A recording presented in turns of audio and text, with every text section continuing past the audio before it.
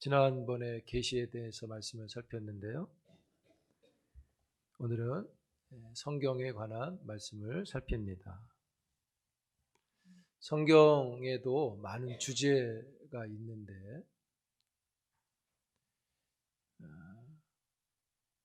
성경의 자기 증거가 어떤 것인지, 또 성경의 계시성은 무엇인지, 또 성경에 대한 믿음의 관계는 무엇인지, 또 성경의 확장성은 또 무엇인지, 또 성령의 계시와 성령의 관계, 또 성경의 계시에 있어서 그리스도, 성경의 영감, 여러 가지를 다뤄볼 수 있는데요. 예전에 코로나 한참 전에 교리대학을 했을 때 이 부분을 조금은 구체적으로 살폈던 기회가 있었는데요. 오늘 주일 강단에는 구체성보다는 우리의 신앙에 도움이 되고자 하는 방향을 가지고 말씀을 전합니다. 그래서 우리에게 성경이 믿음이 되어질 수 있는 그런 유익이 있기를 축복합니다. 계시는 비밀한 것을 드러내 보여주시는 것이 계시라고 말씀했고요. 즉 하나님의 뜻을 인간들에게 보여주시는 것, 숨기셨던 뜻을 보여주시는 게 계시다라고 했습니다. 고전적으로 개혁주의는 계시를 두 가지가 있다고 했습니다. 일반 계시와 특별 계시. 일반 계시는 자연의 만물을 통해서 모든 사람들에게 하나님을 보여주시는 뜻이라고 말씀을 드렸고, 일반 계시가 모두에게 허락되지만 일반 계시로는 구원을 받을 수 없다고 했습니다. 그런 까닭에 하나님은 기꺼이 구원을 위한 당신의 계획과 의지를 나타내셨는데 그것이 특별 계시라고 말씀을 드렸고요. 그 특별 계시는 본질적으로 성경에 기록되어진 계시를 가리킨다고 말했습니다.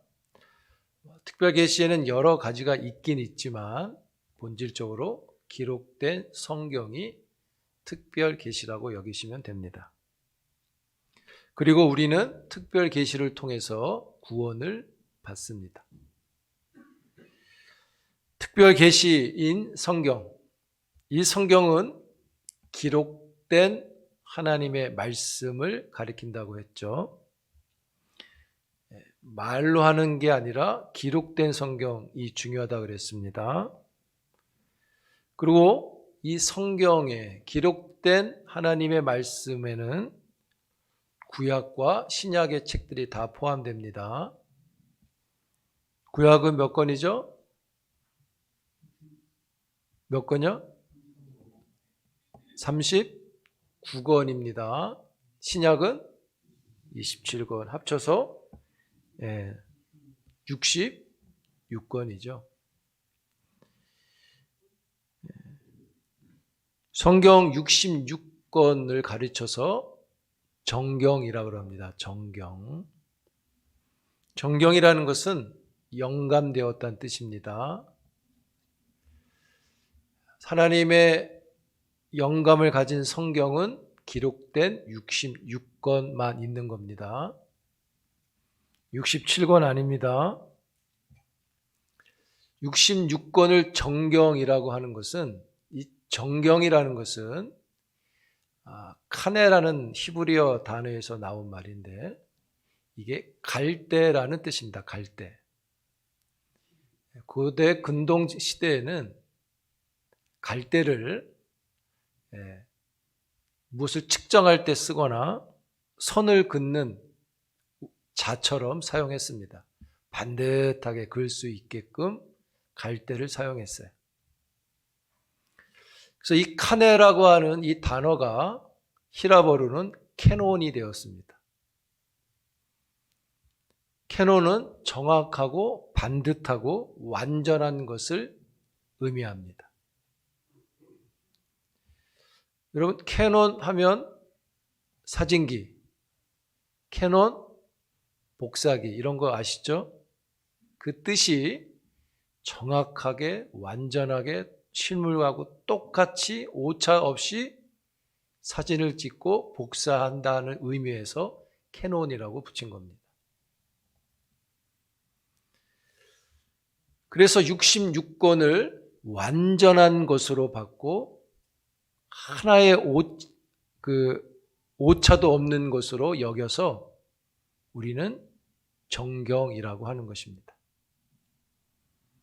39권 구약은 히브리어로 기록되어졌고요. 신약은 헬라어로 기록되었습니다. 성경은요, 하나님이 교회에 주신 책입니다. 그래서 교회는 성경을 가르치고 전하는 것을 그쳐서는 안 됩니다. 교회는 성경이 갖고 있는 신령한 특성을 증언해야 합니다. 교회가 성경의 신령한 특성을 증거하기 때문에 교회 직분을 맡은 자를 가리켜서 비밀을 맡은 자라고 말하는 것입니다. 성경엔 신령한 비밀이 있기 때문이에요. 고린도전서 4장 1절에 보면 우리를 가리켜서 하나님의 비밀을 맡은 자라고 말씀하고 있죠. 성경에 기록된 하나님의 비밀은 무엇일까요? 골로새서 2장 2절에 보면 하나님의 비밀인 그리스도라고 말씀합니다.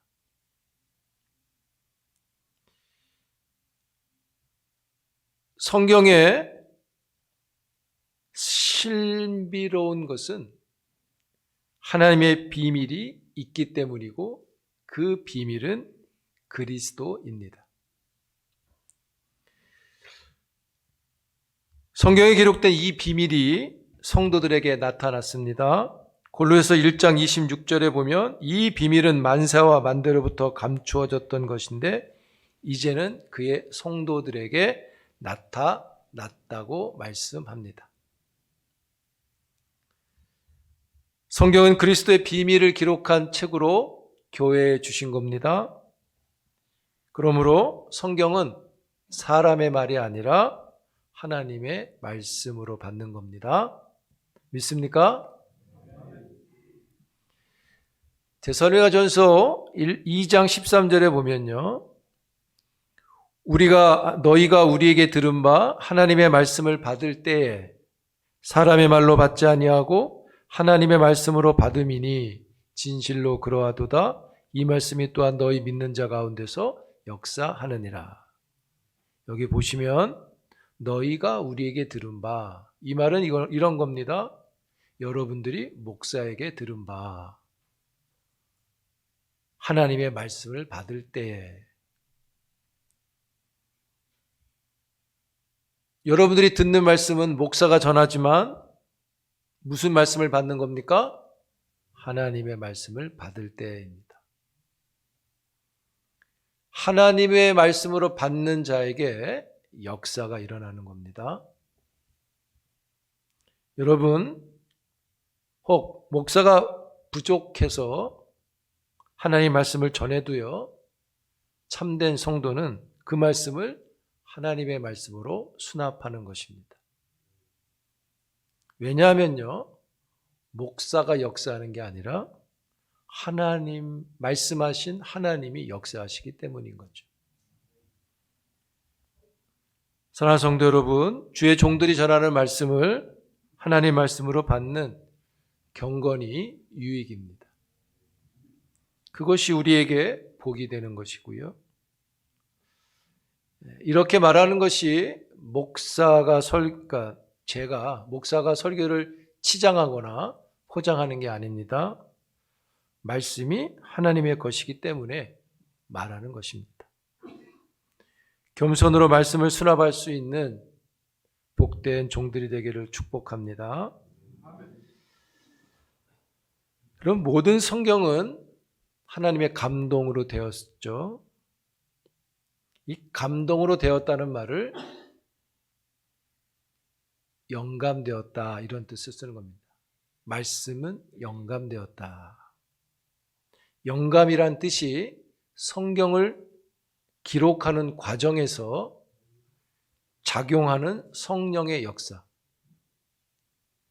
그것을 영감이라고 하는 것입니다. 성경은요, 성령의 감동을 받은 사람들이 하나님으로부터 받은 말씀을 기록한 책입니다. 성경을 영감되었다 이렇게 말하는 거죠. 성경이 하나님의 영감으로 기록되었기 때문에 모든 성경 66권은요 전적으로 완전합니다.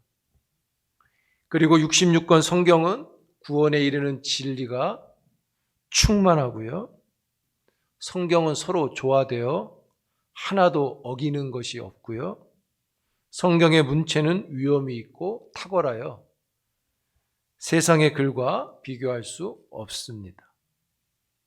성경에 권위 있는 가르침을 담고 있고요, 성경은요 스스로 옳고 스스로 증언합니다. 세상의 모든 진리는 궁극적으로 성경의 가르침에서 비롯되고요, 성경의 가르침은 모든 진리의 기준이 됩니다. 감동으로 된 성경을 저자들이 받아 기록을 했는데, 이 기록할 때 그 기록한 사람의 성격, 그 사람이 자라온 배경, 그 사람의 재능, 그 사람이 쓰는 언어, 그 사람의 인격, 그 사람의 많은 삶의 배경이 유기적으로 사용되어져서 성경을 기록하게 하셨습니다. 여러분, 누가를 보면 질병에 대한 내용들을 좀 자세하게 기록한 것을 볼 수 있죠. 다른 복음서하고는 다르게. 바울을 보면 율법의 많은 내용을 그의 서신서에서 볼 수 있죠. 그 사람이 갖고 있는 특징을 하나님이 사용하셔서 성경을 기록하게 하셨습니다. 그래서 이것을 유기적 영감설이라고 합니다. 우리 교단과 우리 교회는 유기적 영감설을 믿고 있는 겁니다. 다른 여러 가지가 있겠지만 우리가 믿는 건 뭐라고요? 유기적. 하나님이 그 사람의 많은 것들을 유기적으로 사용하셔서 기록하게 했다. 그러나 성경 글자 하나하나는 완전하게 영감되었기 때문에 무오하고요, 그래서 우리는 완전 축자 영감설이라 그럽니다. 완전하게 영감되었다. 그래서 유기적 완전 축자 영감설이라고 우리는 믿고 있는 겁니다. 유기적으로 기록했지만 글자 하나하나까지도 하나님이 다 감동하셔서 완전하게 기록하셨다는 거죠. 믿습니다.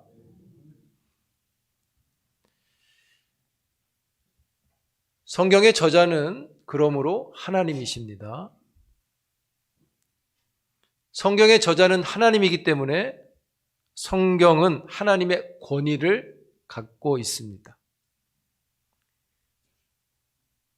하나님이 성경의 1차적 저자이시고 사람은 2차적 저자입니다. 그래서 그 권위는 2차에 있지 않고 1차에 있는 겁니다. 성경에 하나님의 권위가 있습니다. 사람에게 없습니다. 교회에도 없습니다. 로마 가톨릭 교회는 교회에 성경 승인권을 부여했어요. 교회가 성경을 승인하면 그게 성경이 됩니다. 그리고 성경 해석권도 부여했습니다. 교회가 해석하면 그것에 의미를 부여하게 돼요.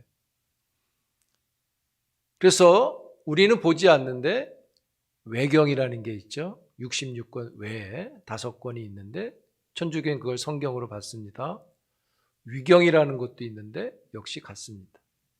그러나 우리는 받지 않습니다. 우리는 66권만 정경입니다.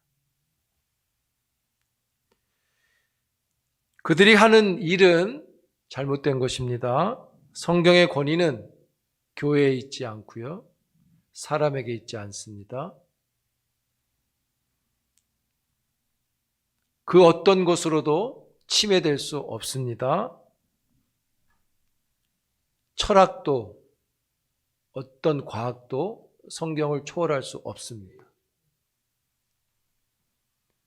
총회의 헌법이나 결의도 성경을 넘어설 수 없습니다.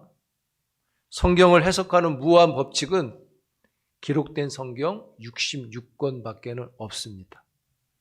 믿습니까? 그러므로 계시받았다 하는 사람이 있다면 거짓입니다. 하나님 우리에게 보여주신 계시는 66권입니다. 근데 우린 자꾸 누가 계시받았다 그러면 그걸 신비롭게 여겨서 마치 권위를 부여해 주려고 그래요. 제가 누누이 얘기하죠. 하나님을 보는 게 중요한 게 아니라 하나님은 보지 않는 게 더 중요한 거라고. 왜요? 성경이 그렇게 하고 있기 때문입니다. 안 보는 게 더 중요한데, 안 보이는 게 더 중요한데 자꾸 봤다는 사람들을 중요시 여겨요. 그게 속는 겁니다.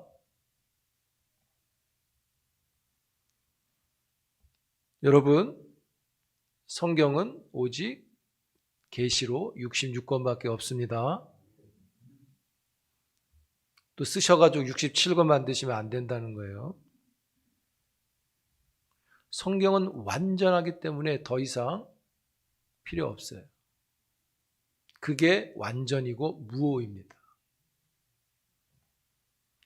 성경을 기록할 때 성령이 역사하셨죠. 그 성령은 우리가 성경을 읽을 때에도 동일하게 역사하십니다. 성령님은 성경을 통해서 그리스도의 가르치심을 알게 하고 그 말씀을 기억나게 하십니다. 요한복음 14장 26절에 보혜사 곧 아버지께서 내 이름으로 보내실 성령 그가 너에게 모든 것을 가르치고 내가 너에게 말한 모든 것을 생각나게 하리라.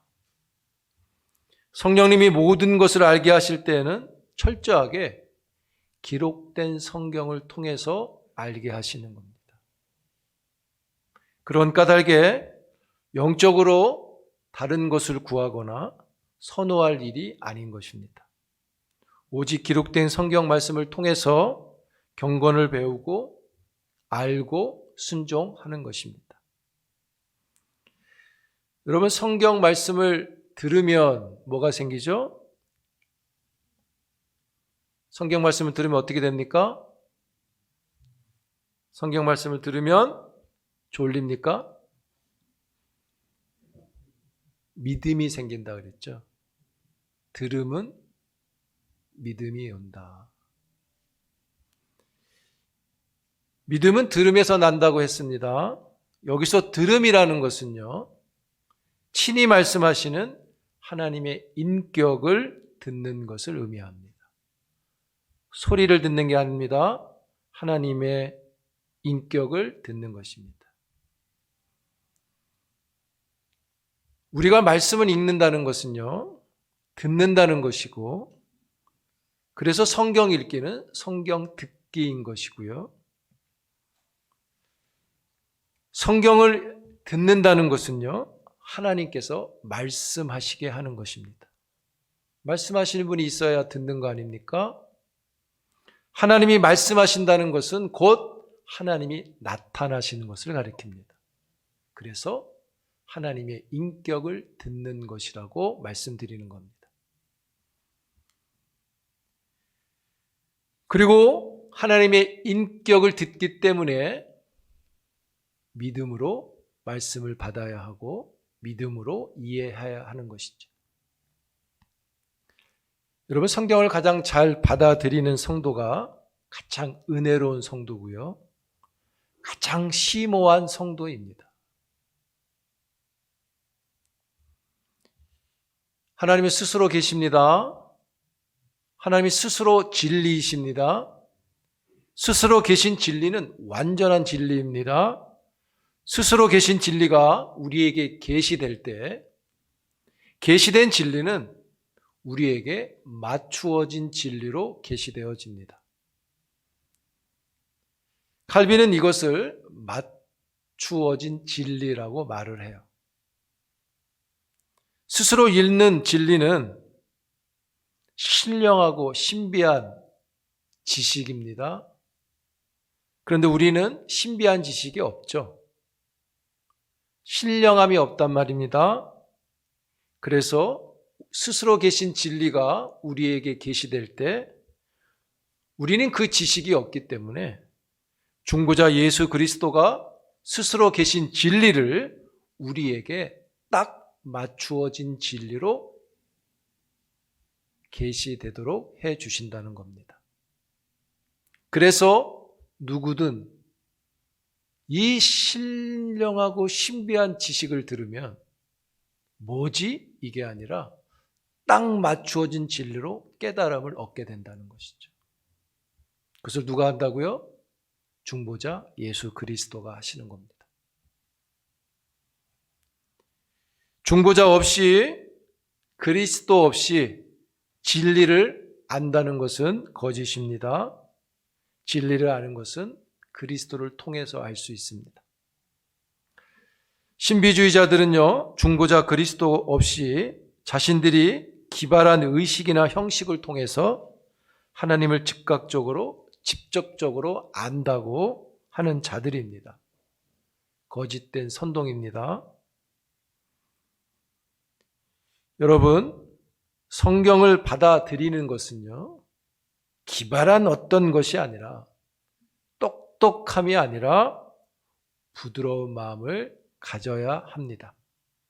에스겔 36장에 보면 또 새 영을 너희 속에 두고 새 마음을 너희에게 주되 너희 육신에서 굳은 마음을 제거하고 부드러운 마음을 준다, 이렇게 말씀하죠. 사랑하는 성도 여러분, 새 영, 성령을 받은 자는 부드러운 마음을 받은 자고요. 그 부드러운 마음이 말씀을 듣고 은혜를 얻고 깨닫게 되는 것이죠. 그리고 그 말씀이 우리에게 딱 맞는 말씀으로 나타나는 것입니다. 사랑하는 성도 여러분, 여러분의 마음이 부드러움을 잘 지켜갈 수 있기를 축복합니다. 마음이, 성경대로 마음이 굳은 사람, 마음이 삐뚤어져 있는 사람, 말씀을 들어도 그 말씀이 받아들여지지 않는다는 거죠. 은혜가 없습니다. 역사가 없는 것이죠. 즉, 감동이 없는 것입니다. 그래서 마음을 부드럽게 함을 유지하고 지켜가기 위해서 기도해야 하는 것이고, 그 마음이 유지되는 경건이 주의 말씀으로 큰 은혜를 얻는 자가 되어지는 거예요. 여러분의 마음이 부드러워서 하나님의 말씀을 쏙쏙 받아들일 수 있기를 축복합니다. 튕겨나오면 안 되는 거죠. 성경은 사사로이 풀 수 없습니다. 성경의 해석의 규법은 성경 자체입니다. 말씀드렸듯이 교회나 사람이 할 수 없습니다. 말씀의 진리를 확정하는 최고 재판관은 성경 안에서 친히 말씀하시는 성령이십니다. 그런 까닭에 성경을 가볍게 여기거나 빼거나 둬서는 안 됩니다. 성경을 많이 다루고 설교하는 그런 입장에서 보면, 풀어야 되는 입장에서 보면 사사로이 성경을 풀어내는 목사들이 있다면 가장 큰 심판을 받을 것입니다. 그리스도의 복음 외에 다른 복음을 전하면 저주가 있습니다. 갈라디아서 1장 8절과 9절에 보면 말씀 한번 띄워주실래요? 함께 읽겠습니다. 시작. 그러나 우리나 혹은 하늘로부터 온 천사라도 우리가 너에게 전한 복음 외에 다른 복음을 전하면 저주를 받을지어다. 우리가 전에 말하였거니와 내가 지금 다시 말하노니 만일 누구든지 너희가 받은 것 외에 다른 복음을 전하면 저주를 받을지어다. 요한계시록 22장입니다. 함께 더 읽겠습니다. 시작. 내가 이 두루마리 예언의 말씀을 듣는 모든 사람에게 증언하노니 만일 누구든지 이것들 외에 더하면 하나님이 이 두루마리에 기록된 재앙들을 그에게 더하실 것이요. 성령의 감동으로 기록한 것 외에 무엇을 더하면 재앙이 있습니다. 그러므로 성경은 함부로 할 수 있는 책이 아닙니다. 귀하게 여길 줄 아는 마음이 있어야 돼요. 여러분, 요즘은 스마트 시대잖아요. 스마트 시대지만 기록된 성경 책이 우리 손에 있기를 바랍니다. 뭐가 있기를 바란다고요? 기록된 성경 책. 기록된 핸드폰 말고 기록된 성경 책. 우리가 자꾸 이걸 놓치면 우리의 후손들은 박물관에 가서나 66권을 볼 겁니다. 여러분, 꼭 예배나 모임이 있을 때는, 이 교회 모임이 있을 때 꼭 성경을, 책을 가지고 다니시기 바라요. 그 자녀들에게도 그렇게 교육하시기 바랍니다. 성경과 헌금은 준비했냐, 이렇게. 요즘은 성경을 교회에 두고 다니잖아요. 셀프 시대가 돼가지고. 그것은 급하게 오신 분 보라고 비치한 거니까 여러분은 여러분 성경을 꼭 들고 예배에 올 수 있길 바라요.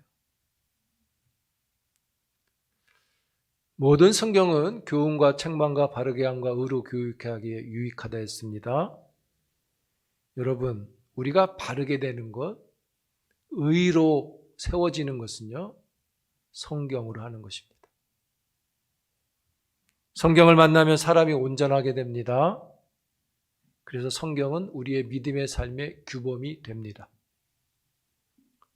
믿음의 삶은요, 믿음의 경험을 많이 하는 게 아니라 성경의 경험을 많이 하는 것이 믿음의 삶입니다. 하나님의 감동으로 기록된 성경을 여러분이 가까이 사랑하고 그 성경을 읽고 따를 수 있기를 축복합니다. 여호수아 1장 8절에 보면 우리가 잘 알 말씀이 있습니다. 한번 읽어볼까요? 1장 8절 말씀. 이 율법책을 내 입에서 떠나게 하지 말며 주야로 그것을 묵상하여 그 안에 기록된 대로 다 지켜 행하라. 그리하면 내 길이 평탄하게 될 것이며 내가 형통하리라. 기록된 말씀이 우리에게 가까이 있고 우리가 말씀을 떠나지 아니할 때 그 말씀은 우리에게 샬롬을 주고 형통함을 준다고 말씀했습니다. 이 말씀이 하나님은 이루실 텐데 여러분도 이 말씀을 성취할 수 있기를 바랍니다. 말씀에서 떠나지 않게 하시고 가까이 있게 하십시오. 요한복음 5장 68절에 이런 말씀이 있습니다. 영생의 말씀이 주께 있사오니 우리가 누구에게로 가오리이까. 기록된 하나님의 말씀을 사랑하는 여러분 되기를 주의 이름으로 축복합니다. 기도합니다. 하나님 은혜를 감사합니다. 기록된 성경을 주셔서 구원을 얻게 하시며 그 구원을 이루어 가게 하십니다. 성경을 통해 형통함을 얻습니다. 성경을 사랑하는 자들 되게 하옵소서. 예수님의 이름으로 기도합니다.